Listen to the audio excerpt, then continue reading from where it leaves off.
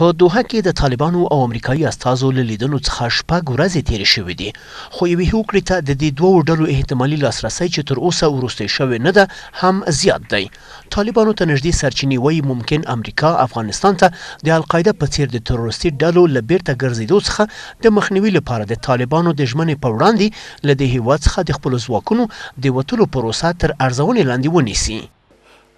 طالبانو د امریکا ترمنځ چې هغه دوه جزه وه چې د خارجیانو وتل او د افغانانو ته طرف خارجیانو ته اطمینان ورکول چې افغانستان به بیا د خارجیانو په ضد باندې نه مستعملیږي، دغه هغه اصلي اجنډا وه. تر هغه وروسته بیا دوه درې شیان نور وه، مثلا د اوربند خبره وه او د افغانانو سره یا د افغانستان د حکومت سره د مذاکراتو خبره او د بندیانو خبره. خارجی ها وعده میسپاره که یا از افغانستان بیرون ببره و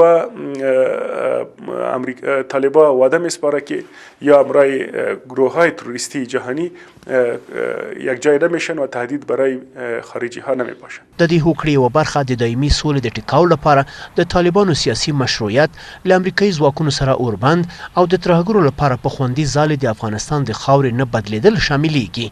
خو افغان حکومت له امریکایي ځواکونو سره د اوربند په غبرګون کې ټینګار لري چې د طالبانو د جګړې لوری افغانستان دی او باید طالبان اوربند له افغان حکومت سره مطرح کړي. هیچ منطقی نداره که کسایی که در جنگ هستن با او آتش بس نشه. اگر آتش بس میشه طبیعی است که مثل ایدی فبروری که آتش بس شد حکومت افغانستان رو اعلان میکنه و طرف طالبا هم اعلان میکنه.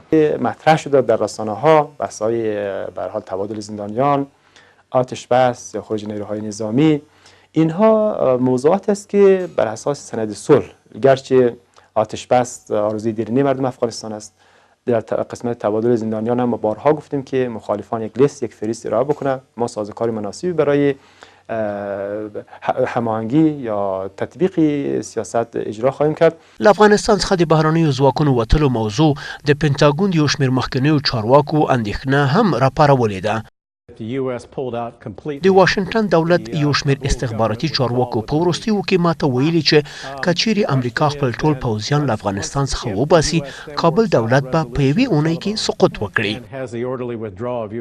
د یو شمېر کارپوهانو په باور د امریکا او طالبانو ترمنځ ورته هوکړې به د افغانستان لپاره زیان رامنځته کوونکې وي، خو دغه خبرې له افغان حکومت سره د طالبانو د لیدنې لپاره هیلهمنې بولي.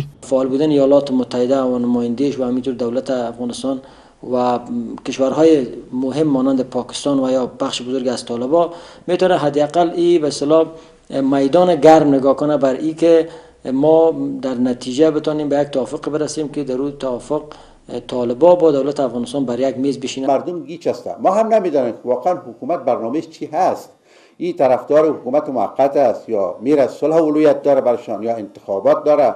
یعنی امو رقم شما امو اطلاعات رقم میگیریم، ما اطلاعات رقم میگیریم. زه فکر کوم سولې ته موږ نن سبا تر هر وخت ډیر نږدې یو، سولې ته ډیر کار سوی او تیر کال موږ تاسو د اوربند شهیدانو درې ورځنی اوربند اصلا این نتیجه به افغانستان نمیداد.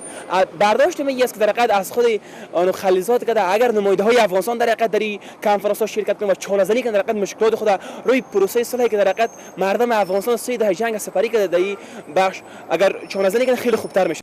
دا ټول په داسې حال کې دي چې د افغانستان د سولې په چارو کې د امریکا ځانګړی استازی زلمی خلیلزاد د نن ورځې په پای کې کابل ته راستنیږي او له افغان چارواکو سره ګوري او همدارنګه ټاکل شوی د سولې د عالی شورا د دارالانشا مشر عمر داوودزی له چینایي چارواکو سره له لیدنې وروسته هم نن ماښام کابل ته راستون شي.